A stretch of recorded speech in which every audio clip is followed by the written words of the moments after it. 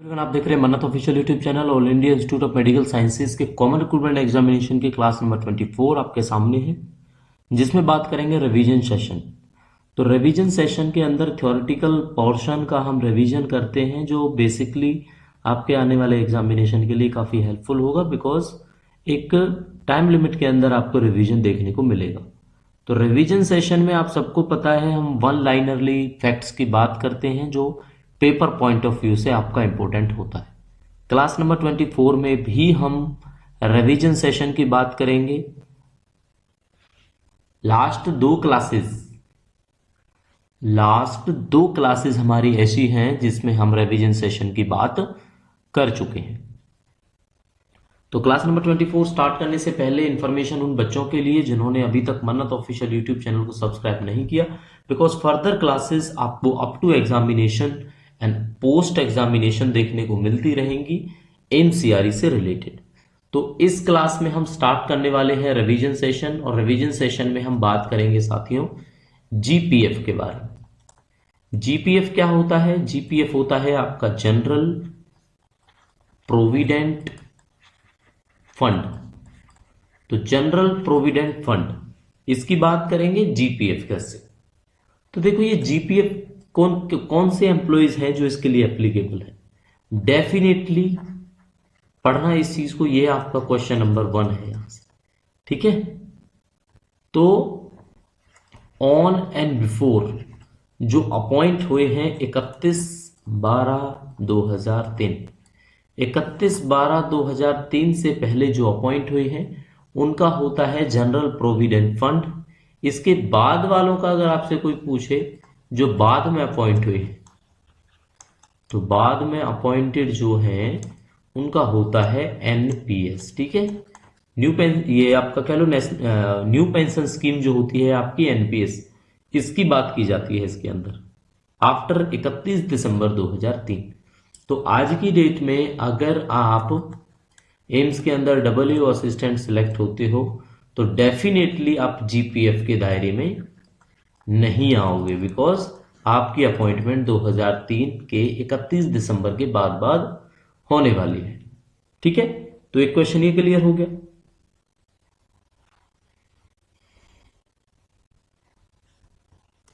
Question number 2 की बात करेंगे। क्वेश्चन नंबर 2 में देखो है क्या,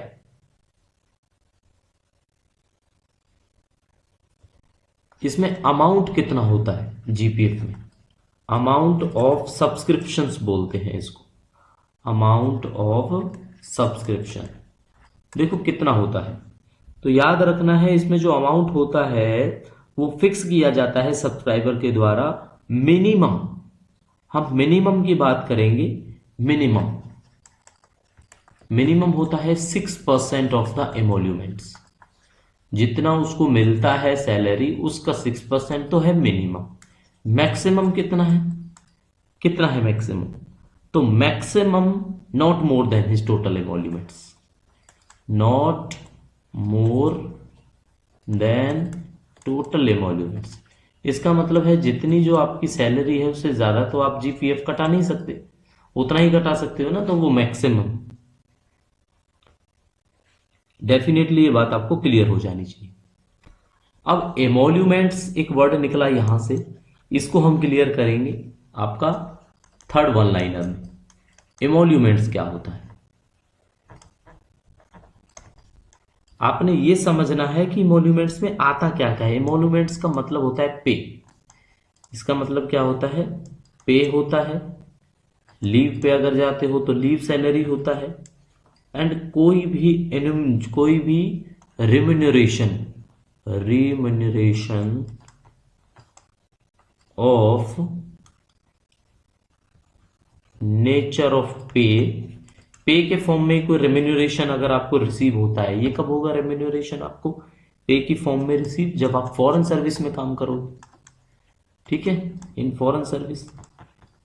और सबसे इंपॉर्टेंट चीज अगर ऑप्शन में पूछा जाएगा नॉट इंक्लूडेड, और ऑप्शंस होंगे आपके काफी, तो आप डीए को इंक्लूड मत करना बस एमोल्यूमेंट्स, ठीक है। जो आपको डियरनेस अलाउंस मिलता है वो इसमें इंक्लूड नहीं होता है एमोल्यूमेंट्स के अंदर। तो बेसिकली इमोल्यूमेंट्स आपकी पे, leave, salary and remuneration of nature of पे इन फॉरेन सर्विस होता है इमोल्यूमेंट्स, नॉट इंक्लूडेड डीए। ये सबसे इंपॉर्टेंट चीज है आपके लिए। ठीक है बच्चों।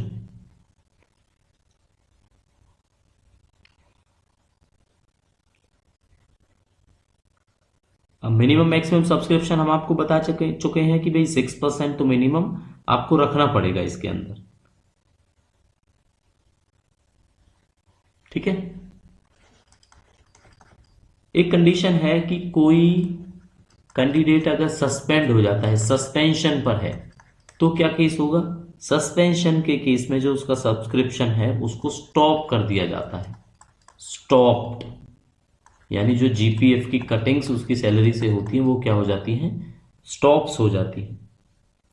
और ऑप्शन गवर्नमेंट सर्वेंट से अगर जैसे हाफ पेपर है, लीव विदाउट पेपर है और डाइस नॉन पर है, तो गवर्नमेंट सर्वेंट से ऑप्शन लिया जाता है।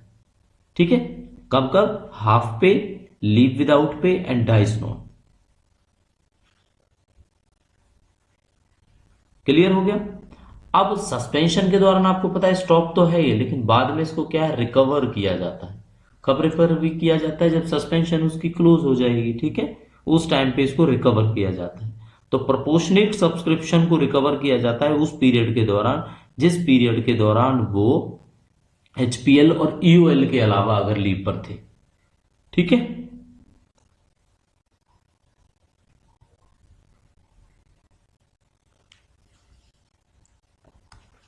अब रिकवरी की अगर बात कर ही ली है तो रिकवरी कब स्टॉप होती है? देखो, recovery to be stopped, recovery to be stopped before retirement. कौन सी रिटायरमेंट बच्चों? Retirement on superannuation. जब वो 60 साल की रिटायरमेंट की एज अपना कंप्लीट कर लेता है गवर्नमेंट एम्प्लॉय, तो रिकवरी उसकी जो जीपीएफ की है वो बंद कर दी जाती है। कब बंद कर दी जाती है? उसके रिटायरमेंट के 3 मंथ्स पहले। ये भी एक क्वेश्चन है अपने आप में जो आपने याद रखना है। ठीक है जी। चलो, रेट ऑफ इंटरेस्ट कितना होता है जीपीएफ पर? रेट ऑफ इंटरेस्ट की बात करेंगे तो रेट ऑफ इंटरेस्ट 7.1% मिलता है। कितना मिलता है? 7.1%। बट ये जो चीज है ना, ये एक बार हम 7.1 है इसको करंट सिनेरियो के हिसाब से भी वेरीफाई कर लेते हैं। तो अगर इसकी इंफॉर्मेशन आपको है तो प्लीज आप कमेंट सेक्शन में बताओ कि आज की डेट में रेट ऑफ इंटरेस्ट कितना है जीपीएफ के अंदर। ठीक है। चलो,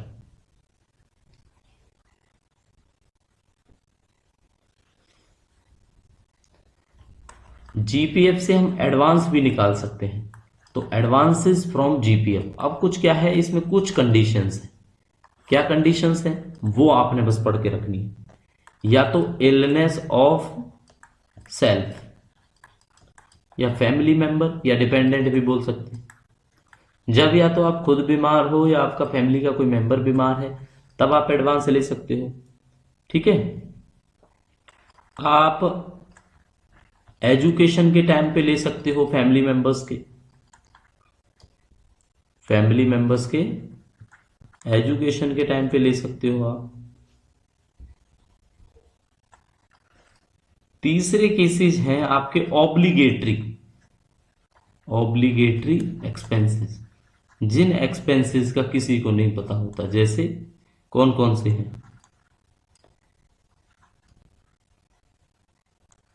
बेट्रोथल हो गया आपका, मैरिज का हो गया भाई, ये ऑब्लिगेटरी एक्सपेंसेस हैं।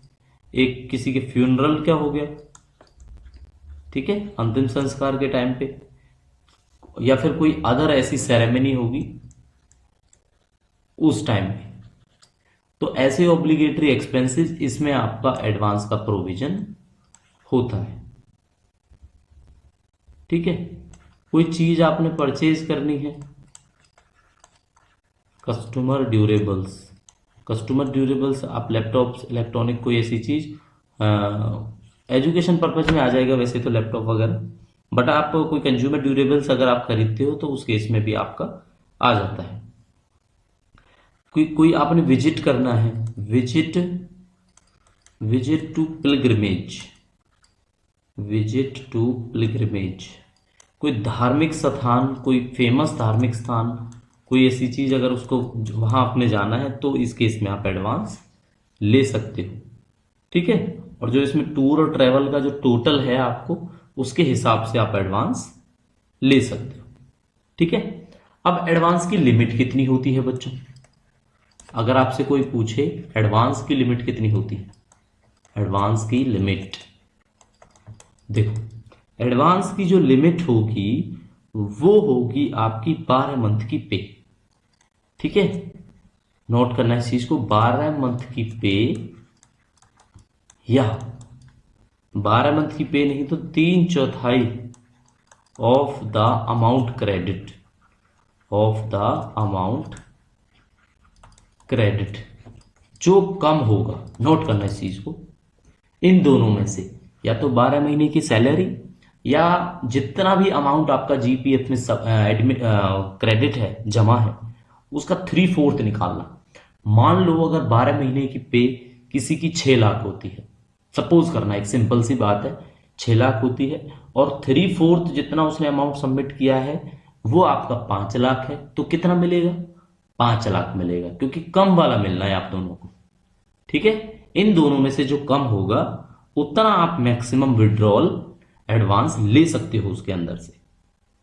ठीक है, अब एडवांस तो आपने ले लिया, अब एडवांस की जो रिकवरी है, रिकवरी तो होनी है वो, तो वो रिकवरी की मैक्सिमम इंस्टॉलमेंट कितनी है, ये भी क्वेश्चन होता है। कितने इंस्टॉलमेंट्स के अंदर उसकी रिकवरी हो जानी चाहिए? तो बच्चों 60 इंस्टॉलमेंट के अंदर हो जानी चाहिए। 60 इंस्टॉलमेंट का मतलब सीधा सीधा हो गया 5 साल के अंदर। ठीक है, हर महीने इंस्टॉलमेंट कटेगी, तो 5 साल के अंदर अंदर उसकी जो रिकवरी है वो हो जानी चाहिए। ठीक है,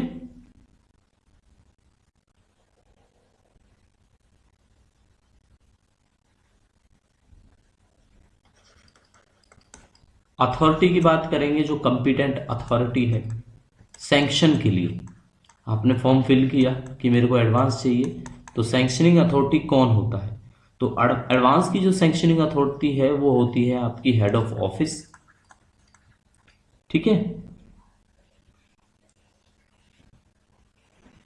अगर हेड ऑफ ऑफिस नहीं, अगर है तो head of the department.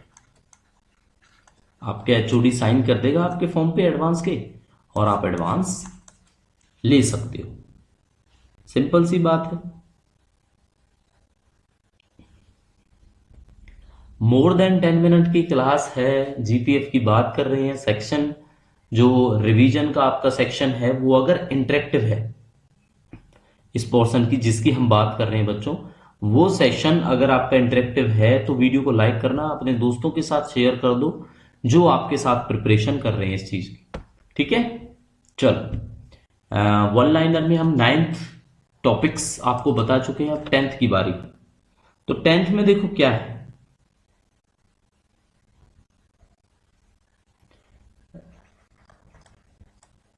Recovery का मंथ आपसे पूछते हैं। रिकवरी का मंथ ऐसे है कि मान लो जनवरी में एडवांस लिया, अब फेब्रुवरी चल रही है ना, तो जनवरी के एडवांस के बाद फेब्रुवरी में रिकवरी स्टार्ट हो जाएगी। रिकवरी स्टार्ट यानी उस मंथ से रिकवरी नहीं होगी, तो रिकवरी का सिंपल सा है, recovery should commence with issue of pay for the month following the one in which advance was drawing, उसके बाद वाला मंथ। ठीक है, for advance drawn in April should be commence for pay for May payable on 31 में। साफ साफ सी बात है, जो हमने आपको समझाई वो हमने आपको समझा दी। जनवरी में विड्रॉल की है हमने, और रिकवरी आपके स्टार्ट हो जाएगी फेब्रुवरी के अंदर। ठीक है,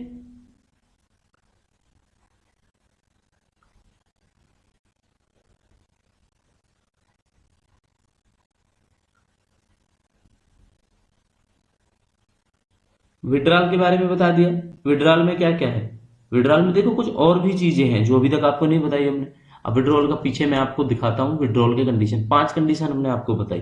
इसके बाद ना कुछ और भी कंडीशन हो सकती है। हाउस कंस्ट्रक्शन के नाम पे आप ले सकते हो, हाउस कंस्ट्रक्शन के नाम पे, है ना। कोई मोटर कार की कोई बड़ी रिपेयर है, मोटर की रिपेयर में आप ले सकते हो। क्लियर हो गया। परचेज करना है कोई न्यू मोटर कार तो उस केस में आप ले सकते हो, लिख दें रिपेयर भी और purchase of motor car, motor लिख देते हैं, कुछ भी साइकिल हो, स्कूटर हो, है ना, गाड़ी हो इसके अंदर। कोई रेनोवेशन करानी है आपने पुराने हाउस की, तो हाउस की कंस्ट्रक्शन होगी, एक रेनोवेशन होगी, इसके नाम पे भी आप ले सकते हो, है ना। कोई लोन आपने लिया हुआ है उसकी रीपेमेंट करनी है, हाउसिंग लोन रीपेमेंट, तो भी आप एडवांस ले सकते हो। तो ये चीजें रह गई थी थोड़ा सा आपको बताने के लिए, वो भी हमने आपको क्लियर कर दी है। तो जीपीएफ के बारे में जितनी भी इंपॉर्टेंट इंफॉर्मेशन है वो बच्चों हम आपके साथ शेयर कर चुके हैं, ठीक है। अब जीपीएफ के अलावा एक चीज और आ जाती है, 11th में बात करें, जीपीएफ एंड सीपीएफ, क्या दोनों सेम है? सबसे पहले सीपीएफ की फुल फॉर्म समझेंगे। सीपीएफ होता है कॉन्ट्रीब्यूटरी प्रोविडेंट फंड। अब देखो ये क्या है, ऐसे हम समझाएंगे इसको कि वैसे तो जीपीएफ और सीपीएफ सेम है, बट जहां पे बट आ गया, अब ये बट वाली चीजें आपने जरूर याद रखनी है। एक्सेप्शंस क्या क्या है, कौन से ऐसे केस हैं जिससे ये जीपीएफ सीपीएफ से अलग हो जाता है, तो उन केसेस का डिस्कशन थोड़ा सा आपके सामने कर लेते हैं, ठीक है। एमोल्यूमेंट्स जब हम बात करेंगे तो इसमें एमोल्यूमेंट्स में क्या होगा, any wage paid by the government servant, any wage paid by the government to the employees not remunerated by fix monthly pay. इसमें एमोल्यूमेंट्स की डेफिनेशन ही अलग होती है, ठीक है।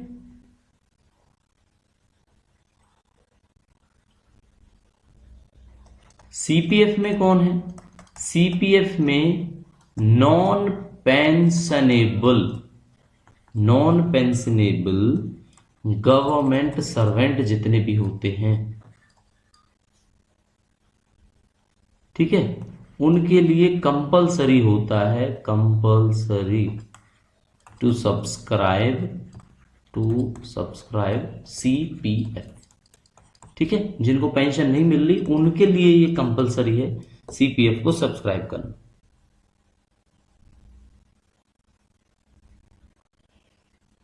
अब इसमें कंट्रीब्यूशन कितना होता है सीपीएफ में गवर्नमेंट का, कंट्रीब्यूशन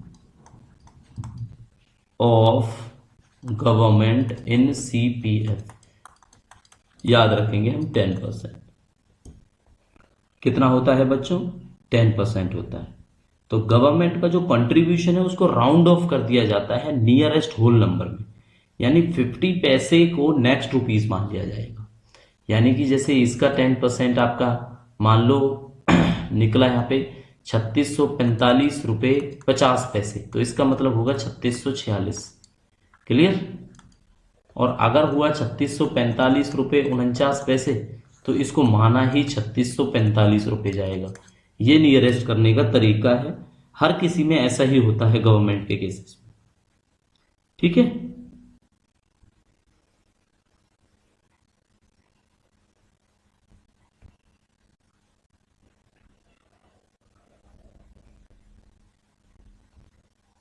चलो नेक्स्ट देख लेते हैं।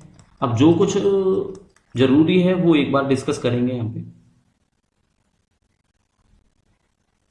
अगर आप देखो एक केस आपने समझना है, कोई सेंट्रल गवर्नमेंट सर्वेंट है, ठीक है, और उसने सब्सक्राइब किया हुआ है सीपीएफ, कंट्रीब्यूटरी प्रोविडेंट फंड।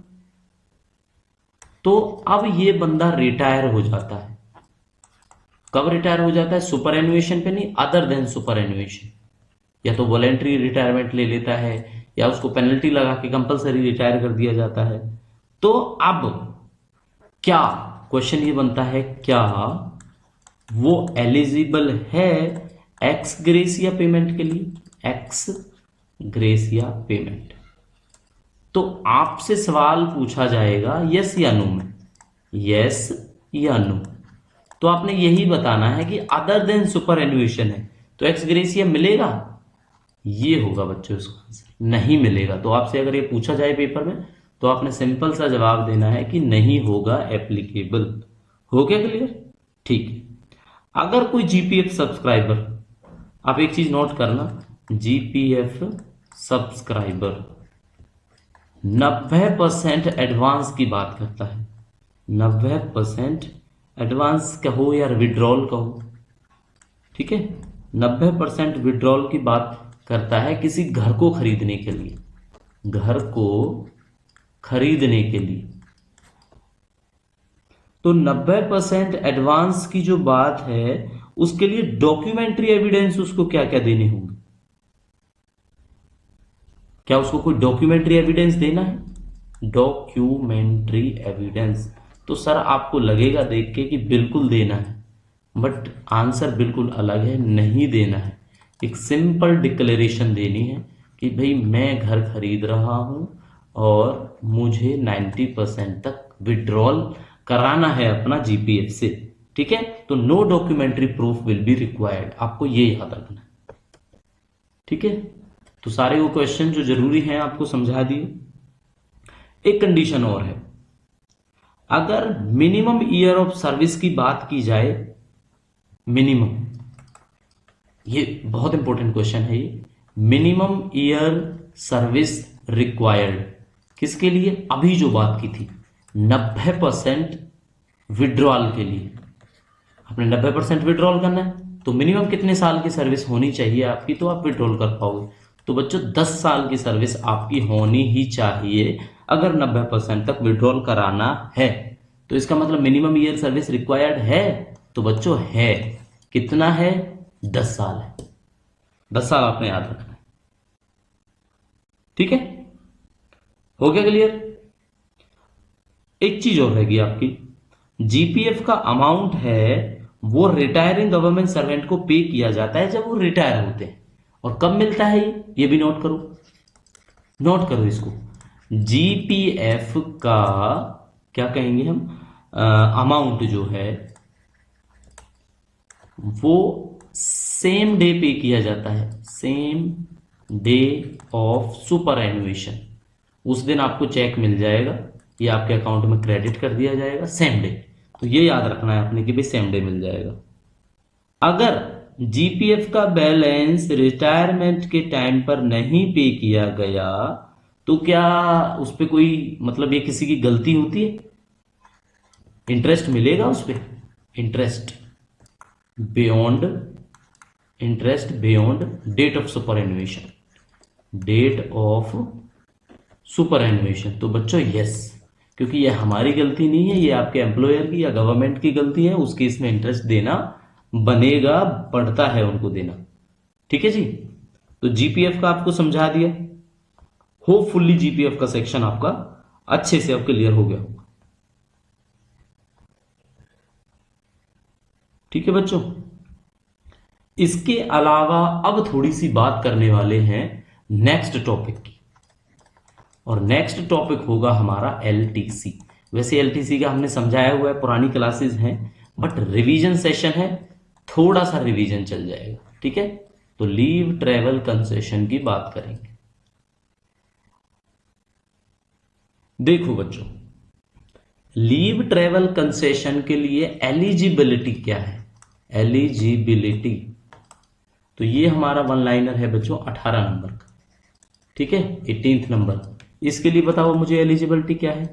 1 साल की कंटिन्यूअस सर्विस, 1 साल की कंटिन्यूअस सर्विस, बस 1 साल से पहले नहीं ले सकते आप, ठीक है जी। 1 साल से पहले क्या करोगे आप? नहीं ले सकते, ऐसा मेंशन्ड है।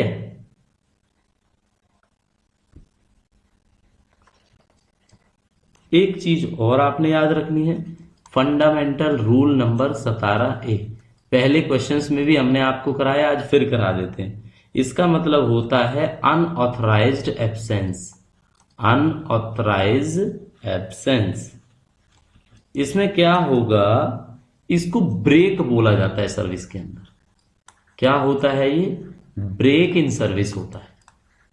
अनऑथराइज्ड एब्सेंस एज पर fundamental rule 17A will be considered as a break in service, because break in service है जो आपकी कंटिन्यूअस पीरियड ऑफ सर्विस को काउंट करने के काम आता है, जिसकी वजह से आपकी कंटिन्यूअस सर्विस में दिक्कत आती है।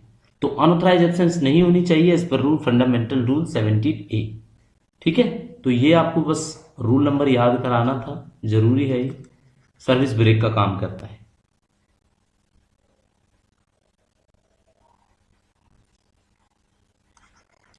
रेलवे में आप जॉब करते हो, रेलवे में तो एलटीसी मिलता है, रेलवे में एलटीसी मिलता है, तो आंसर होगा यस। बट ऑल इंडिया मिलता है, ऑल इंडिया मिलता है, तो कौन सा नहीं मिलता, उसको हम नो लिख देंगे। कौन सा नहीं मिलता, होम टाउन नहीं मिलता। ये रेलवे के अंदर की बात कर रहा हूं, होम टाउन नॉट, ठीक है, नहीं मिलेगा। होम टाउन रेलवे के केस में नहीं मिलता। इससे ज्यादा आपने कुछ याद नहीं रखना। क्लियर हो गया बच्चों? होम टाउन की क्या है, होम टाउन का मतलब है जब आप जॉब ज्वाइन करते हो तो एक होम टाउन आपको डिक्लेयर करना पड़ता है। उसके डिक्लेरेशन के बाद में ही आपका होम टाउन एप्लीकेबल होता है, जब जब आपका ब्लॉक ईयर या उस ड्यूरेशन के अंदर आप ट्रेवल करते हो और आप साफ साफ मेंशन करते हो कि मुझे होम टाउन अवेल करना है।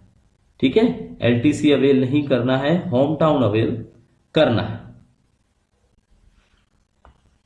ठीक है, क्लियर बातें होगी। अच्छा, एक चीज और है, आप या तो आप याद दिलाओगे, नहीं तो हम याद रखेंगे इस चीज को। रिसेंटली 2025, हाँ 25 के अंदर ही हुआ है, 2025 के अंदर रिसेंटली जो एंटाइटलमेंट है, बेसिकली बात करेंगे, अगर स्टार्टिंग सैलरी एमटीएस है कोई 18,000 उसकी बेसिक है, एलटीसी वो अवेल करना चाहता है, तो उसको ट्रेन का फेयर मिलता था थर्ड एसी। ये आपको प्रोविजन पता है, यानी कि वो शताब्दी के अंदर, आज की डेट में वंदे भारत के अंदर, ठीक है, चेयर कार में भी ट्रेवल नहीं कर सकता। करने को आप कर लो, बट पैसा आपको मिलेगा केवल थर्ड एसी का। ठीक है, तो शताब्दी का मेंशन नहीं था उसके अंदर, वंदे भारत का मेंशन नहीं था, तेजस का मेंशन नहीं था। तो लेटेस्ट ऑफिस मेमोरेंडम आपका जो आया है, उस ऑर्डर में पढ़ के जाना, याद रखना, फंस जाओगे नहीं तो आप, कि आपको लगेगा कि भाई मिनिमम लेवल 4-5 तक थर्ड एसी ही एप्लीकेबल था, है ना, लेवल 3 या 4 तक है जो थर्ड एसी एप्लीकेबल था। अब वो ऐसा नहीं है। ठीक है, एक पेज का ऑफिस मेमोरेंडम है, डेफिनेटली इस रिवीजन सेशन के अंदर हम आपको कराएंगे। ठीक है, नहीं तो आप कमेंट सेक्शन में पिन कर देना अगर ये बात रह जाए तो, चाहे नेक्स्ट क्लास में कराना पड़े, कोशिश रहेगी इसी क्लास में आपको समझाएंगे उस बात को। ठीक है, चलो, जो एलटीसी है उसको अगर आप टूर पे जाते हो, कहीं घूमने जाते हो, ट्रांसफर होता है, तो उसको कंबाइन कर सकते हैं। LTC can be combined with क्या, ट्रांसफर, टूर भी कह सकते हैं इसको, इस पे कंबाइन कर सकते हैं। तो यस, ये बच्चों आपका रूल नंबर 7 के अंदर मेंशन है। ठीक है, रूल नंबर 7 में मेंशन है कि भाई आप एलटीसी को कंबाइन कर सकते हो टूर के साथ में, टूर कहो या टूर कहो। ठीक है, एलटीसी स्टडी लीव के दौरान, स्टडी लीव के दौरान क्या कंडीशन है, तो देखो फॉर सेल्फ के केस में क्या होगा, गवर्नमेंट सर्वेंट का जो एलटीसी है उसके प्लेस ऑफ स्टडी से होम टाउन या एनीवेयर इन इंडिया मिल जाएगा, बट रिम्बर्समेंट उसको हेडक्वार्टर और होम टाउन के बीच में मिलेगा जो कम होगा। लाइन को समझना, आप पोस्टेड हो दिल्ली और दिल्ली से आपका होम टाउन है मथुरा। ठीक है, यहां पे लिख देते हैं बच्चे, ये होम टाउन है आपका एचटी। अब दिल्ली से मथुरा में सिंपल सपोज करूंगा कि आना जाना लगभग हुआ आपका 1100 रुपए। ठीक है, जो आपकी इंटाइटलमेंट है, चाहे थर्ड एसी से मान लो आप, मिनिमम 1100 रुपए। जो ये जो है ना लोकेशन, ये है आपकी हेडक्वार्टर।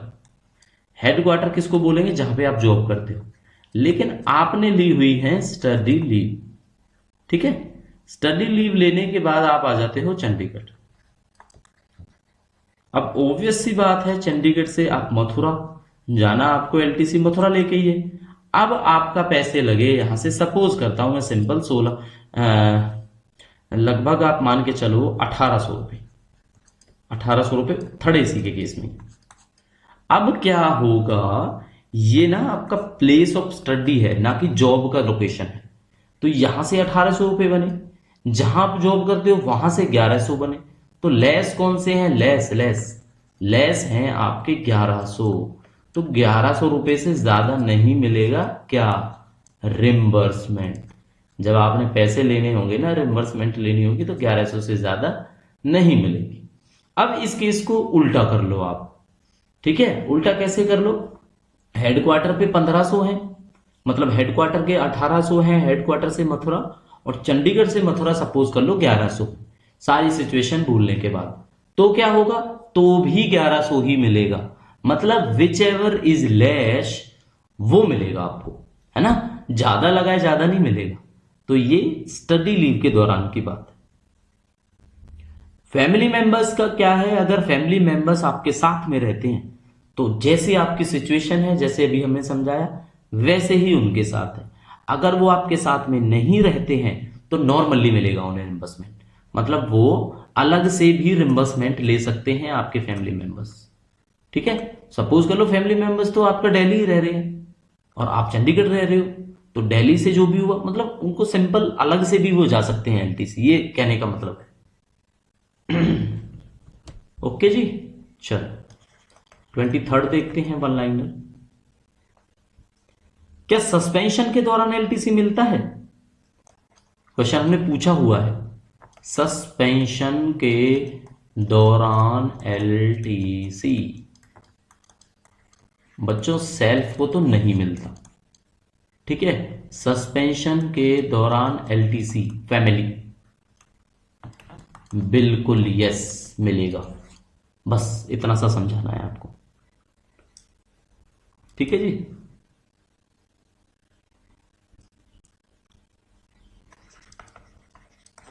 एक एलपीआर वर्ड है, ये होता है लीव प्रिपरेटरी टू रिटायरमेंट। ये वाली लीव आपने रिटायरमेंट से पहले ली हुई है। तो इस केस में एलटीसी का क्या प्रोविजन है? तो इस केस में एलटीसी आपको जरूर मिलेगा, चाहे होम टाउन हो या हो ऑल इंडिया। ऑल इंडिया का मतलब होता है एनी प्लेस इन इंडिया, मेरा जो पर्पज है आपको समझाने का, एनी प्लेस इन इंडिया, वो आपका अलाउ रहेगा, मिलेगा।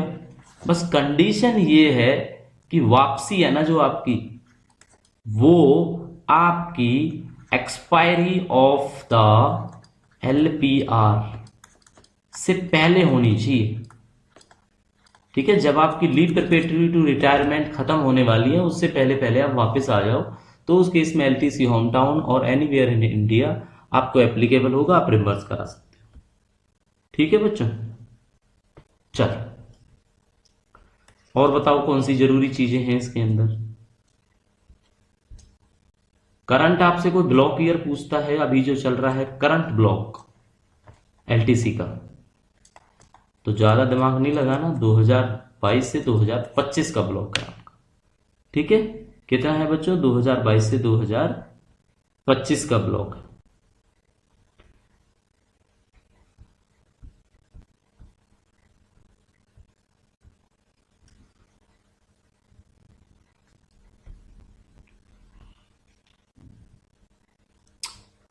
एक बात और क्लियर कर देते हैं, थोड़ा सा बेसिक पॉइंट है, अगर कोई मिसयूज भी कर सकता है क्या एलटीसी का? बिल्कुल कर सकता है। तो इस केस में क्या होगा? उस केस में जो एलटीसी को, उनको फैसिलिटी को रोक दिया जाएगा, एलटीसी अलाउ नहीं किया जाएगा, ठीक है। और अगर डिस्प्यूटेड कोई क्लेम है तो उसको रोक दिया जाएगा, और डिसिप्लिनरी एक्शन है वो आपको पता ही है, बनता ही है, ठीक है।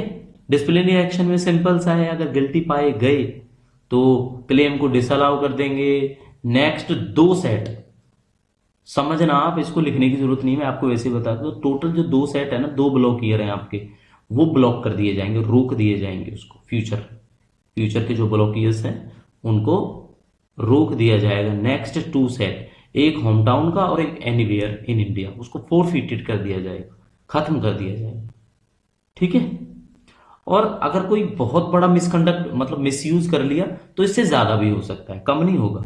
और अगर गिल्टी नहीं पाए गए तो विद हेल्ड को अपना रोक लिया, मतलब आपको एडमिट कर दिया जाएगा कि भाई आपका जो विद हेल्ड किया है, हमने रोका है, उसको रिलीज कर देंगे। और एलटीसी फैसिलिटी जो इसकी वजह से अलाउ नहीं की गई, उस केस में आपको अलाउ की जाएगी फ्यूचर ब्लॉक्स में, है ना। तो साफ साफ ये क्लियर सी बात है। चलो, तो मिसयूज नहीं कर सकते। इनकैशमेंट अलाउड होता है, encashment encashment of EL during LTC. तो बच्चों यस, ये अलाउड होता है। 10 डेज ईएल इनकैशमेंट मिलती है, लेकिन 10 डेज ईएल का मतलब है ये डिडक्शन के बाद, यानी कि इसके बाद आपका जो ईएल का बैलेंस है वो मिनिमम 30 होना चाहिए। यानी कि मेरा सिंपल पर्पज बच्चों समझाने का ये है, जब आप एलटीसी का लीव इनकैशमेंट अवेल करना चाह रहे हो, उस टाइम पे आपके अकाउंट में मिनिमम 40 ईएल होनी चाहिए, ताकि 10 जब हम माइनस करें तो 30 ईएल आपकी बचे। ठीक है, मेन समझा आपने पर्पज क्या होना चाहिए, कि 30 ईएल आपकी बचनी चाहिए। ये है मेन पर्पज समझाने का। ठीक है जी। एलटीसी का रूल कौन सा बनता है, तो एलटीसी जो रूल्स हैं आपके, क्या बोलेंगे एग्जैक्टली आपको बताते हैं। सीसीएस एलटीसी, ये बच्चों एल है, सीसीएस एलटीसी रूल्स 1988, एग्जैक्टली ये रूल है जो हम बात कर रहे हैं। ठीक है बच्चों। अच्छा, एडवांस पेमेंट भी अलाउड होती है क्या इसमें? एडवांस पेमेंट एलटीसी के टाइम पे, तो बिल्कुल यस अलाउ होती है। कितना ले सकते हो आप? 90% तक आप एडवांस ले सकते हो, ये बात क्लियर है। ठीक है।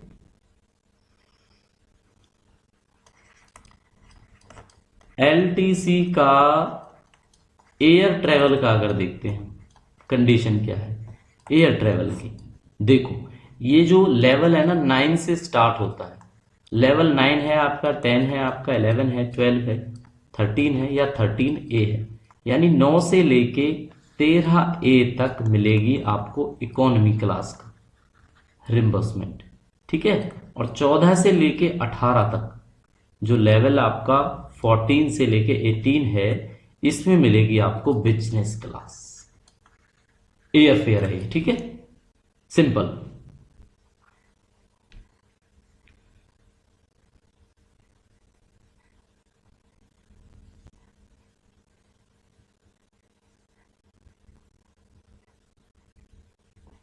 चलो बच्चों 31 देखो, थोड़ी देर पहले आपको एडवांस समझाया था, 90% मिल गया आपको। अब जैसे जीपीएफ में रिकवरी होती है तो इसमें भी रिकवरी होगी। क्या वो रिकवरी इंस्टॉलमेंट्स के अंदर होगी? तो इस केस में आंसर होगा नो, ऐसा नहीं होगा। जब आप बिल अपने लगाओगे रिम्बर्समेंट के, तो जो आपका एवरेज है ना, मान के चलेंगे हम आपका 50,000 का खर्चा था, तब हमने आपको 90%, अगर उसका 40,000 बनता है तो 40 दिए हैं, 10 आपको बाद में दे देंगे जब आप फाइनल अपना सेटलमेंट कराओगे। तो इसमें इंस्टॉलमेंट की बात ही नहीं होती कहीं पे। तो ये आपको बच्चों क्लियर कर देते हैं, इंस्टॉलमेंट की बात नहीं होती है इसके अंदर। चलो बच्चों, अब करेंगे हम नेक्स्ट टॉपिक स्टार्ट। ठीक है, तो नेक्स्ट टॉपिक हमारा रहेगा, क्या रहेगा, ज्वाइनिंग टाइम के बारे में। अब ज्वाइनिंग टाइम का हो सकता है एक आधा क्वेश्चन आपको देखने को मिल जाए। बेसिकली थोड़ी देर के अंदर पढ़ लेंगे ज्वाइनिंग टाइम होता क्या है। तो ये ना एक वो टाइम है जब आपको ट्रांसफर के केस में ये मिलता है। जब आप ट्रांसफर होता है आपका एक पोस्ट से अनदर पोस्ट पे, सेम स्टेशन के अंदर या आउट स्टेशन, तो एक ज्वाइनिंग टाइम है जो दिया जाता है। कंडीशन है, 1 दिन भी दिया जाता है, 10 दिन भी दिया जाता है, 15 दिन भी दिया जाता है, 12 दिन भी दिया जाता है, कंडीशंस है उसकी। ठीक है, तो ज्वाइनिंग टाइम को थोड़े थोड़े जो क्वेश्चंस हैं उसके बेसिस पे हमने समझना है। ओके, तो ज्वाइनिंग टाइम का क्या है, अब ये भी ना सीसीएस के रूल्स है। आपको ये सोचे कि ये ज्वाइनिंग टाइम हम ऐसे ही आपको पढ़ा रहे हैं, तो ये सीसीएस ज्वाइनिंग टाइम रूल्स, ठीक है, आप पढ़ोगे तो आपको देखने को जरूर मिलेंगे। चलो समझते हैं इसके बारे में बेसिकली। तो बेसिकली क्या है ये मिलता है to join on transfer, to join on transfer a new post same station या आउट स्टेशन। दोनों के केस में आपको जेटी दिया जाता है। क्या बोलते हैं इसको, जेटी बोलते हैं। अगर आप सेंट्रल गवर्नमेंट एम्प्लॉय की लैंग्वेज में देखोगे तो उसको जेटी बोलते हैं, ज्वाइनिंग टाइम। ठीक है जी, चल कब कब दिया जाता है, आप मान लो रिमोटली लोकेटेड हो, रिमोटली समझ रहे हो ना, लोकेटेड हो, आप नॉर्थ ईस्ट में हो कहीं पे, तो रिमोट एरियाज है। उन एरियाज में क्या है, 1 डे का आपको जेटी मिल जाता है सेम स्टेशन के अंदर ही। सॉरी, 1 डे नहीं कह रहे हम, सॉरी ये 1 डे नहीं, once in a year, once in a calendar year आपको जेटी मिल जाता है। जब मान लो आप अपने होम टाउन आ रहे हो और रिमोटली लोकेटेड हैं तो आपको एक बार ये ज्वाइनिंग टाइम मिल जाएगा। ठीक है, आप अपनी लीव से आ रहे हो जो रिमोटली लोकेटेड है तो आपको जेटी मिल जाएगा, है ना। आप सोचो अंडमान एंड निकोबार जैसे आइलैंड पे रहते हो, वहां से आप रिमोटली जा रहे हो किसी यूनियन टेरिटरी में, अदर टेरिटरी में आप जा रहे हो अपने होम टाउन से, तो आपको बच्चों जेटी मिलेगा। तो ये उन कंडीशंस में होता है, रिमोटली लोकेटेड में या आइलैंड वाले केसेस में, या फिर टू ज्वाइन ऑन ट्रांसफर, अगर नई पोस्ट पे कोई ट्रांसफर होता है तो। ठीक है, तो उस केसेस में आपको जेटी अलाउ होता है। जेटी में देखो क्या है, कितना होता है, तो कितने का मतलब हुआ अमाउंट ऑफ जेटी। तो ज्वाइनिंग टाइम है जो आपका कितना होता है बच्चों, देखो 1 डे, 1 डे जब मिलता है जब सेम स्टेशन है, सेम स्टेशन हो, सेम म्युनिसिपैलिटी के अंदर, म्युनिसिपैलिटी में थोड़ा सा चेंज हुआ आपको मान लो 10 किलोमीटर, 20 किलोमीटर, 30 किलोमीटर उस दायरे में दे दिया तो आपको 1 दिन का टाइम मिल जाएगा, आप जाके ज्वाइन कर लो, वही जेटी होता है। अब होगा बच्चों one station to another, one station to another. इस केस में क्या होगा, एक स्टेशन से लेके दूसरे स्टेशन, तो इस केस में होगा 1 डे तो तब एडमिसिबल है जब आपको रेजिडेंस नॉट इंक्लूड। ठीक है, अगर चेंज ऑफ रेजिडेंस आपका इन्वॉल्व है तो ज्वाइनिंग टाइम आपके डिस्टेंस के हिसाब से पुराने और नए वाले में दिया जाता है। कैसे दिया जाता है, याद करो इस चीज को, 1000 किलोमीटर या कम। ठीक है, 1000 किलोमीटर या कम, तो जो आपका ज्वाइनिंग टाइम है वो 1000 किलोमीटर या कम में बच्चों मिल जाएगा आपको 10 दिन का। ठीक है, अगर कॉन्टिन्यूअस ट्रेवल आपको 200 किलोमीटर की से ज्यादा की करनी है, एक कंडीशन यहां पे ये भी होती है कॉन्टिन्यूअस ट्रेवल वाली, अगर 200 किलोमीटर से ज्यादा कॉन्टिन्यूअस ट्रेवल आपको बाय रोड करना है बच्चों, ठीक है, कैसे करना है, बाय रोड करना है, तो ये आपको 10 की जगह 12 दिन मिल जाएगा। 1000 किलोमीटर का क्लियर हो गया, 1000 से लेके 2000 किलोमीटर के बीच में होगा तो वैसे तो 12 दिन अलाउड है, लेकिन अगर आप 200 किलोमीटर बाई रोड चलते हो तो 15 दिन अलाउड है। मोर देन 200 किलोमीटर, मतलब 1000 से 2000 आप जा रहे हो और उसमें 200 किलोमीटर से ज्यादा बाई रोड चल के जाते हो ना, तो आपको 2-3 दिन एक्स्ट्रा मिल जाते हैं। और बच्चों 2000 से अधिक होगा किलोमीटर, चाहे कितना भी हो फिर वो, तो आपको 15 दिन तो मिलेंगे, इसमें भी 15 दिन ही मिलेंगे। अब 15 दिन की कंडीशन यही है कि एयर का भी ट्रेवल होगा। अगर इसमें आपका एयर का ट्रेवल है, नोट कर लेना इस चीज को, ये देखो रिवीजन सेशन है, बार बार तो बताई नहीं जाएंगे आपको। एयर ट्रेवल अगर इंक्लूडेड है तो 12 दिन मिलेंगे, ये इसलिए स्टार है यहाँ पे 15 दिन पे, ठीक है।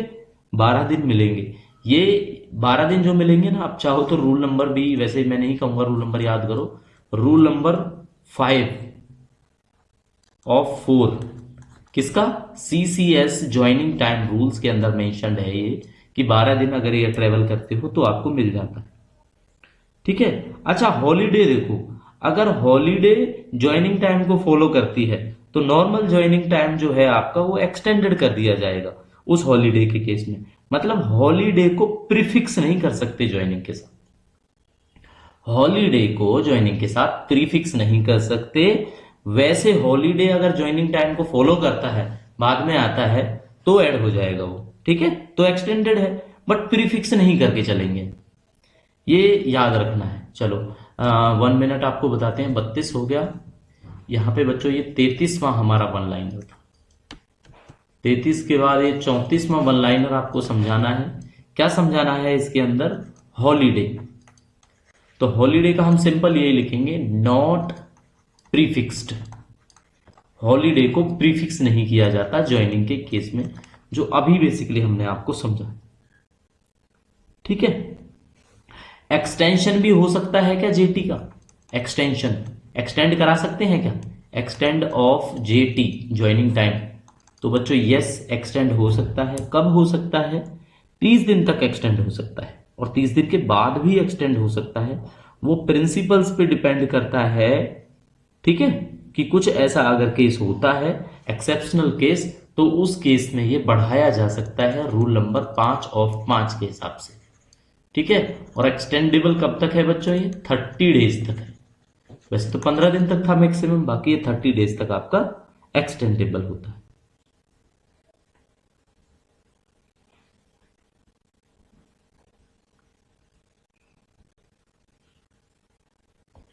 अब मैं आपको एक चीज बताऊंगा,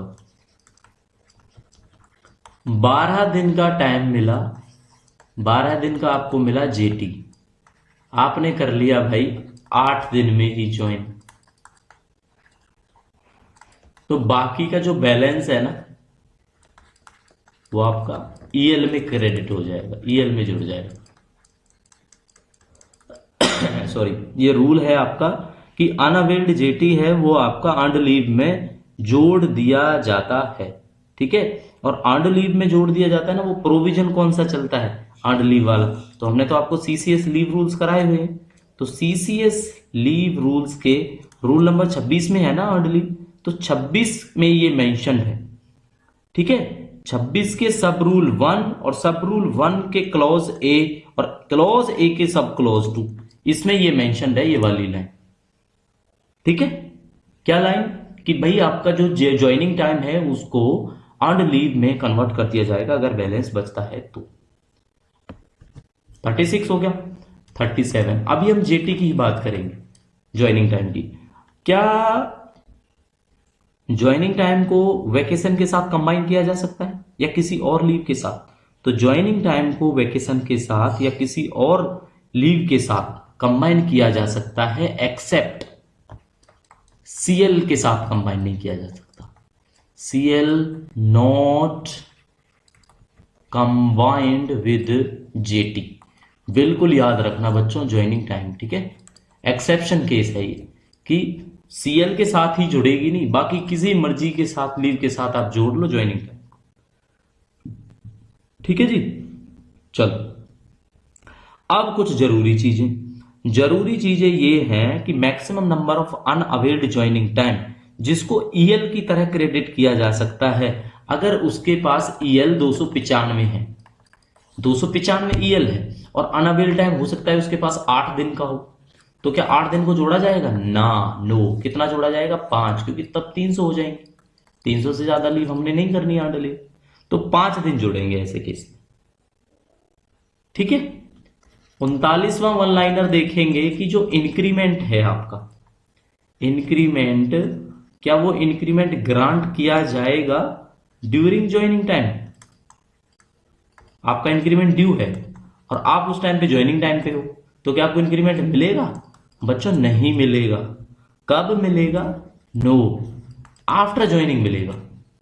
आफ्टर जब आप ज्वाइन कर लोगे, आफ्टर ज्वाइनिंग आपको इंक्रीमेंट दे दिया जाएगा। कुल मिला के ज्वाइनिंग टाइम के टाइम पे इंक्रीमेंट को अवेल मतलब आप हम दे नहीं सकते। ठीक है। ज्वाइनिंग टाइम पे कौन सा अलाउंस नहीं मिलता? पेपर में अगर पूछा जाए allowance not allowed during joining, तो आपने बताना है, बताओ कब कौन सा अलाउंस अलाउड नहीं होता ज्वाइनिंग टाइम पे?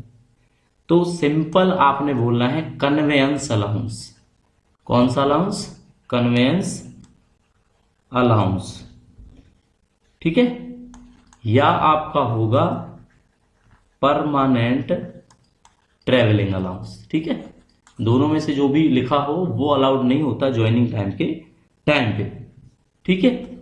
थोड़ी देर पहले बताई थी CL can be combined with joining time. Jetty के साथ कंबाइन होती या नहीं होती? तो सीधा जवाब दे दो भाई नहीं होती। ये अभी बताया था थोड़ी देर पहले। अब ज्वाइनिंग टाइम का बेसिकली फंडा बच्चों हम आपको समझा चुके हैं। ठीक है। सबसे ज्यादा जरूरी चीजें हैं जो वो यही हैं, 1000 किलोमीटर तक 10 दिन, 1000 से 2000 तक 12 दिन, और उससे ज्यादा मिलेगा आपको कितना? 15 दिन। लेकिन 15 दिन में अगर एयर ट्रेवल आप कर रहे हो तो 12 दिन मिलता है। ठीक है।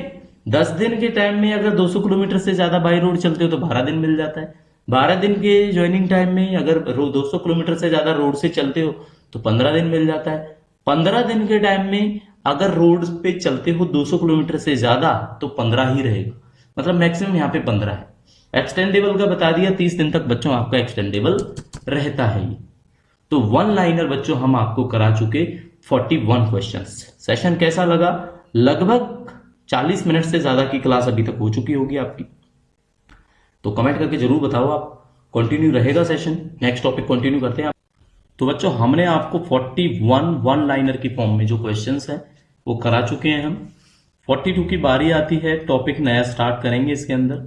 इसमें टॉपिक होगा MACP। सबसे पहले फुल फॉर्म आपको पता होनी चाहिए MACP होता क्या है। तो इसकी फुल फॉर्म है आपकी मॉडिफाइड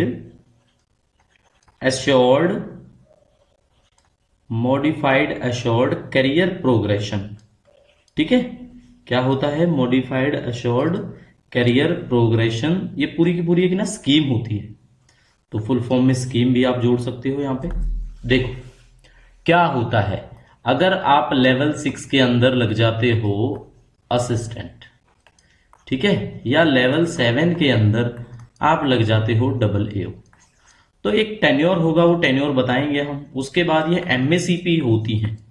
ये ना ऐसा नहीं है कि एक बार गवर्नमेंट जॉब लगने जाने के बाद आपका जो करियर है उसमें कोई प्रोग्रेशन नहीं है। MACP बनाई इसीलिए गई है कि भाई कम से कम एक क्राइटेरिया ऐसा हो जिसके अंदर मॉडिफाइड एश्योर्ड करियर प्रोग्रेशन के हिसाब से आपको प्रोग्रेस दी जाए। यानी कि लेवल 6 से आपको लेवल 7 किया जाए, लेवल 7 से आपको लेवल 8 कैसे किया जाए, ये सारी चीजें डिस्कस करेंगे इस MACP वाले सेक्शन में। ठीक है। वैसे अलग से हो सकता है, पुराने जो हमारे CCS रूल्स की क्लासेस हैं वहां पे MACP का हमने जिक्र किया हुआ है। ठीक है। बट आप इस क्लास के अंदर देखोगे बेसिकली ये चीज। तो रिवीजन सेशन है 43 क्वेश्चन, इसके अंदर देखते हैं जो 7th CPC है। 7th CPC के अंदर गवर्नमेंट ने इसको एप्लीकेबल बनाया हायर एडमिनिस्ट्रेटिव ग्रेड लेवल्स के लिए। और चेंजेस जो हैं 7th CPC के वो इफेक्ट हुए 2016 के हिसाब से। ठीक है। 2016 से ये इफेक्टिव हुए। अब इस स्कीम के अंदर क्या होता है? इस स्कीम के अंदर जो MACP है वो आपकी एडमिनिस्टर की जाती थी 10 साल, 20 साल और 30 साल के हिसाब से। ठीक है। जैसे 10 साल के बाद आपको फर्स्ट MACP, 20 साल के बाद आपको सेकंड MACP, फिर जब आपके 10 साल मतलब एवरी 10 ईयर में है ना, ये 10 साल यहाँ पे, 10 साल यहाँ पे, एवरी 10 ईयर में आपको करियर प्रोग्रेशन दी गई। तो स्कीम कंटिन्यू रही ये regularise appointed group A positions के लिए, ग्रुप बी के लिए, ग्रुप सी के लिए। कैजुअल जो एम्प्लॉइज हैं जिनको टेम्परेरी स्टेटस मिला हुआ है, उन एम्प्लॉइज के लिए जिस जो अडॉक पे हैं, कॉन्ट्रैक्ट पे हैं, वो इस स्कीम के अंदर नहीं आते। तो इस स्कीम के अंदर आता कौन है? इस स्कीम के अंदर बच्चों केवल आते हैं रेगुलरली अपॉइंटेड एम्प्लॉइज। ठीक है, कौन से एम्प्लॉइज का आता है? Regularly appointed employees. तो ये इस ग्रुप के अंदर आपके आ जाते हैं। क्लियर हो गया? अब देखो क्या है, कंडीशंस क्या क्या है इसकी, इसको ग्रांट करने की, एमएससीपी को ग्रांट की जो कंडीशंस हैं, कंडीशंस एमएससीपी के अंदर वो क्या क्या कंडीशन है। एक तो 10, 20, 30 साल वाली बात हमने आपको बता दी। 10 ईयर की कंटिन्यूस सर्विस होनी चाहिए सेम लेवल में।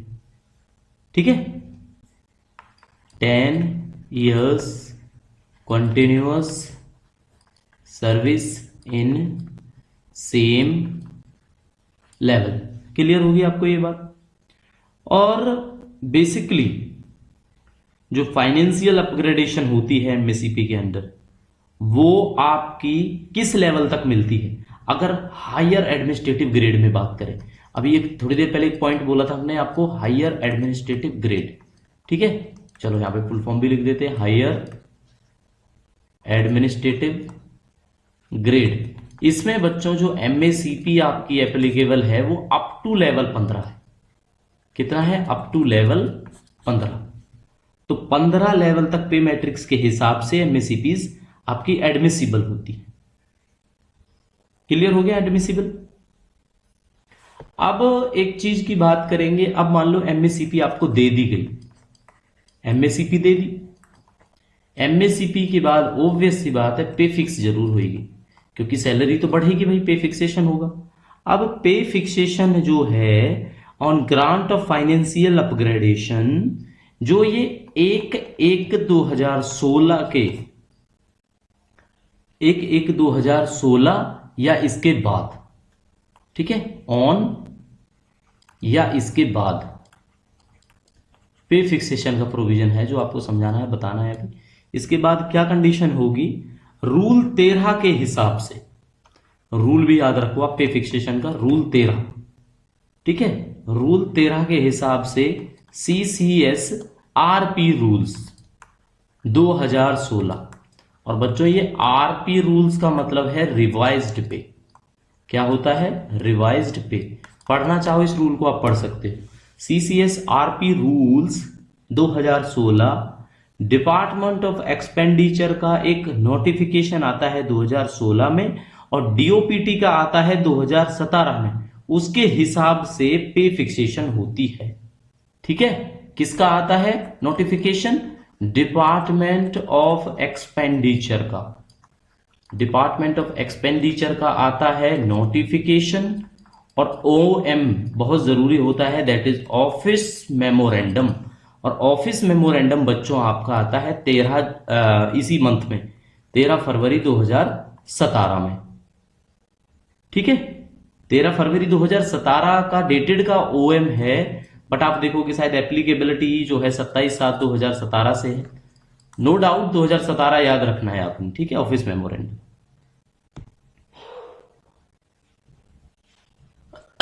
सॉरी,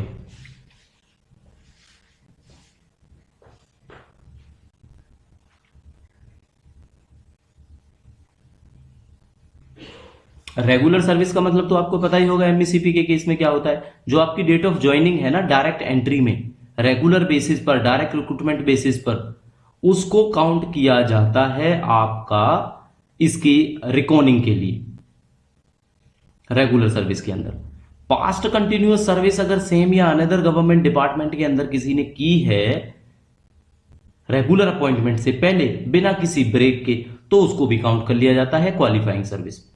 साफ साफ याद रखना, क्वालिफाइंग सर्विस में पास्ट कंटिन्यूअस सर्विस किसी डिपार्टमेंट में, किसी अनदर गवर्नमेंट डिपार्टमेंट में अगर किसी ने की है तो उसको भी काउंट कर लिया जाता है, बट वो होनी चाहिए विदाउट एनी ब्रेक। अच्छा, विदाउट एनी ब्रेक से एक रिकॉल हो गया फंडामेंटल रूल, दोबारा से आपको याद दिलाते हैं बच्चों, 47 फंडामेंटल रूल नंबर 17A। क्या होता है? Unauthorised absence. अनऑथराइज्ड एब्सेंस अगर किसी एम्प्लॉय की है तो उसको काउंट किया जाता है एज अ सर्विस ब्रेक, तब आपकी सर्विस को कंटिन्यू नहीं माना जाता। ठीक है, तो ये ऐसे ही याद आ गया, आपको दोबारा से रिकॉल करा दिया हमने।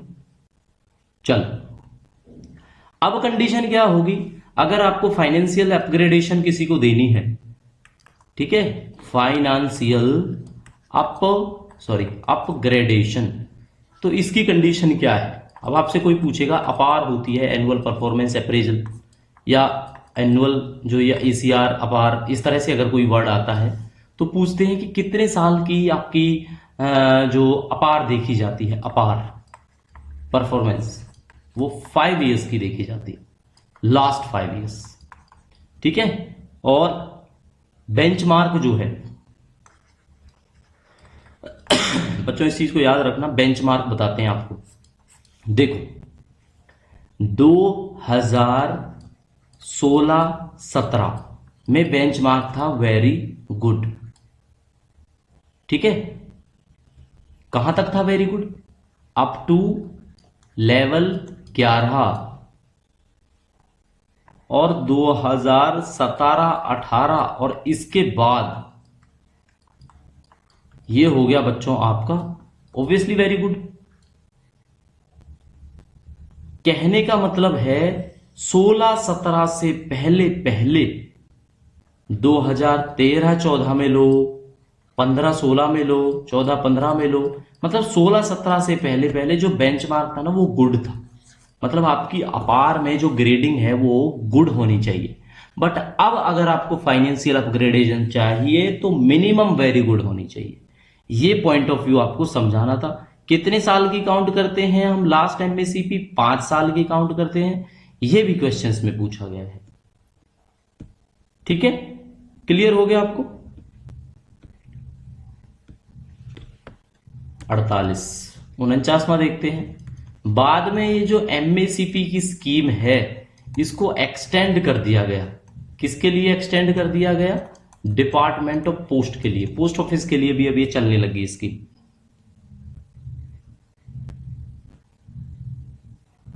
ठीक है बच्चों, चलो एक आधा क्वेश्चन अगर पूछना हो तो सिंपल यही आता है इसमें, what is the benchmark prescribed for financial upgradation under MSCP scheme in 7th CPC, जो अभी थोड़ी देर पहले हमने कराया। और वो बेंचमार्क जो है क्वेश्चन 50 आपको करा देते हैं। बेंचमार्क मतलब मिनिमम है यार, इतना तो चाहिए। Benchmark for MACP in 7th CPC, 7th जो सेंट्रल पे कमीशन के हिसाब से है वो मिनिमम वेरी गुड है। ये आंसर आपने टिक करके आना। ठीक है, तो डेफिनेटली आपको ये क्लियर हो गया होगा। एमएससीपी के जो जो हमें लगते थे इंपोर्टेंट हमने आपको करा। तो बच्चों एमएससीपी का सेक्शन हमने आपको करा दिया है। अभी जो जरूरी चीजें बची हैं, जरूरी कौन सी बची हैं वो मैं आपको बता देता हूं। जरूरी बची है हमारी 51 वन लाइनर से कराऊंगा मैं आपको। एक तो FRSR, ठीक है, अब वो इसी क्लास से स्टार्टिंग कर देते हैं। नेक्स्ट क्लास में जो जो पॉसिबली क्वेश्चंस बनेंगे वो हम आपको रिवाइज कराएंगे। FRSR हो गया, और एक आपका ऑफिस प्रोसीजर्स जो हमारा जनरल एडमिनिस्ट्रेशन के अंदर काम करेगा, जो आपका जनरल एडमिनिस्ट्रेशन का सिलेबस है। ठीक है, तो अभी FRSR से चलो कुछ क्वेश्चंस हैं, 51 से कंटिन्यू मैं करा देता हूं आपको। देखो, एक आपको पता है सबसिस्टेंस अलाउंस कब मिलता है? जब गवर्नमेंट सर्वेंट हो जाता है सस्पेंड। ठीक है, और इस सबसिस्टेंस अलाउंस का एक क्वेश्चन और आता है कि मैक्सिमम परसेंटेज बतानी है आपने।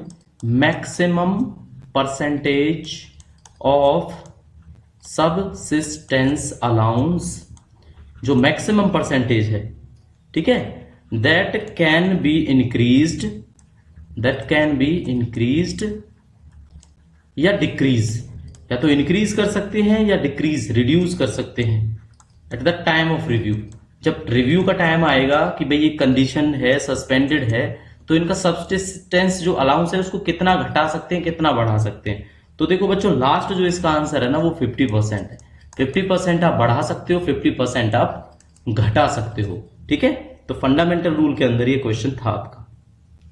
अब एक है, कोई मान लो गेस्ट लेक्चरर है, क्या है, गेस्ट लेक्चरर है किसी वर्कशॉप का, मान लो हिंदी या इंग्लिश वर्कशॉप होगी कोई, तो उसको पर आर के हिसाब से, पर आर ऑनोरेरियम कितना मिलेगा, ऑनोरेरियम, क्योंकि वर्कशॉप है भाई वो, उसकी एक्स्ट्रा ड्यूटी है, तो उसको कितना मिलेगा, तो उसको मिलेंगे 240 रुपए पर घंटे के हिसाब से। गेस्ट फैकल्टी है तो कितना मिलेगा, 240 रुपए पर घंटे के हिसाब से मिलेगा। क्लियर हो गया। चल, एक एक्स्ट्रा वर्क अलाउंस होता है, क्या होता है बच्चों, एक्स्ट्रा वर्क अलाउंस। ये एफआरएसआर दोनों से मिला के चल रहे हैं हमारे क्वेश्चंस। तो एक्स्ट्रा वर्क अलाउंस दिया जाता है, उसके लिए मैक्सिमम पीरियड कितना है, maximum period for EWA, extra work allowance, इसके लिए मैक्सिमम पीरियड कितना है बच्चों, इसके लिए मैक्सिमम पीरियड है आपका 1 साल, 1 ईयर। ठीक है, क्लियर हो गया आपका ये। अब 17A हमने आपको बताया था, 17A हमने आपको बताया था, तो 17A क्या होता है, अनऑथराइज एब्सेंस।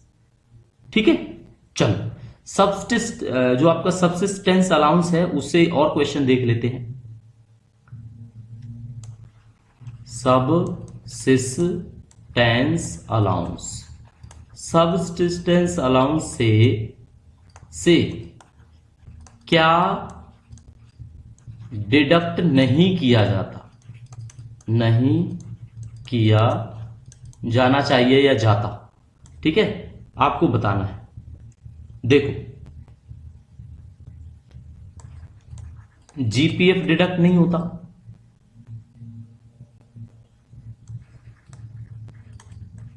कोर्ट की कोई अटैचमेंट्स हों वो माइनस नहीं होते, और आपका कोई रिकवरी ऑफ लॉस हो, रिकवरी ऑफ लॉस, तो वो नहीं होता। तीनों की तीनों चीजें डिडक्ट नहीं की जानी चाहिए, नहीं की जाती। ठीक है, ये सब्सिस्टेंस अलाउंस के बारे में बात की गई। चलो,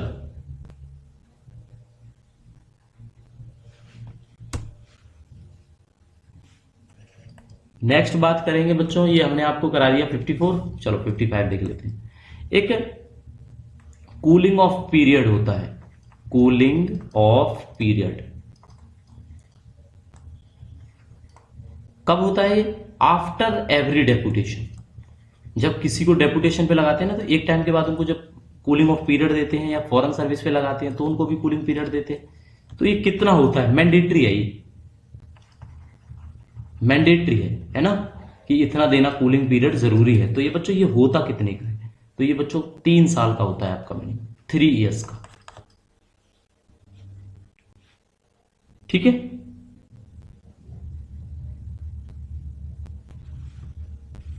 ज्वाइनिंग टाइम थोड़ी देर पहले पढ़ाया था, जेटी। तो जेटी का देखते हैं, अलाउंसेस, जो आपके अलाउंसेस होते हैं अवेलेबल ड्यूरिंग जेटी, आपको ऑप्शंस दे रहे हैं, फिर आपने बताना है। ठीक है, HRA, DA, CCA या ऑल ऑफ दीज, बताओ। तो बच्चों HRA भी एडमिसिबल होता है, DA भी होता है, CCA भी होता है, सारी चीजें होती है। तो अलाउंसेस ज्वाइनिंग टाइम पे जो अवेलेबल होते हैं वो आपके सारे के सारे होते हैं। चलो, ज्वाइनिंग टाइम की बात आई गई है ना, तो अब थोड़ा सा आपको ज्वाइनिंग टाइम का पूछ लेते हैं। है ये FRSR को मिला के, है ना, क्योंकि आपको पता है SR में तो सारे अलाउंसेस हैं आपके सप्लीमेंट्री रूल्स में। तो 57 में देखते हैं, ज्वाइनिंग टाइम बताना है आपने जेटी। अगर कोई गवर्नमेंट सर्वेंट को ट्रांसफर किया गया है P to Q या A to B, कुछ भी लिख सकते हैं हम, स्टेशन का नाम है ये, नो डाउट, नो प्रॉब्लम। अगर डिस्टेंस है बच्चों, डिस्टेंस कितनी है, 999 किलोमीटर, तो इसका मतलब आपने वो टेबल याद रखनी है 0 से 1000 किलोमीटर वाली। कितना मिलता था उसमें, बताया था ना आपको कितना मिलता था, 10 दिन मिलता था। तो 10 डेज आंसर होगा, फटाक से आप क्लियर करके आ जाओगे पेपर में, है ना।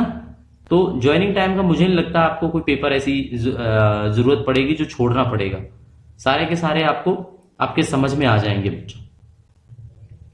चलो आउट ऑफ कंटेस्ट पूछ लेते हैं क्वेश्चन। ट्रांजिट पीरियड बताना है आपने, transit period in case of transfer. लेकिन ये ट्रांसफर है ना अपनी रिक्वेस्ट पे है, ऑन रिक्वेस्ट पे। अगर आपका ट्रांसफर है तो ट्रांजिट पीरियड का जो आंसर है वो बताओ आप कितना होगा। क्या वो एक तरह से ब्रेक इन सर्विस होगा, डाइज नॉन होगा, एब्सेंस होगा, है या क्या होगा। तो उसको सैंक्शन किया जाएगा ना, तो इसको सैंक्शन हम कर सकते हैं, ऐसा नहीं करेंगे एम्प्लॉय का कोई नुकसान करेगा। Regular leave may be sanctioned, regular leave कोई भी होगी वो दे दी जाएगी उनको ट्रांजिट पीरियड को कवर करने के लिए, ठीक है, टू कवर ट्रांजिट पीरियड। मतलब ऐसा नहीं होगा कि उसको एब्सेंस में हम दिखाएंगे, नहीं दिखाएंगे, है ना। ब्रेक इन सर्विस भी नहीं दिखाएंगे, ब्रेक इन सर्विस ये भी हम नहीं दिखाएंगे। तो आपने याद रखना है उसको हम रेगुलर सैंक्शन कर देंगे लीव, तो उस तरह से ये कंसीडर आपका किया जाएगा। चलो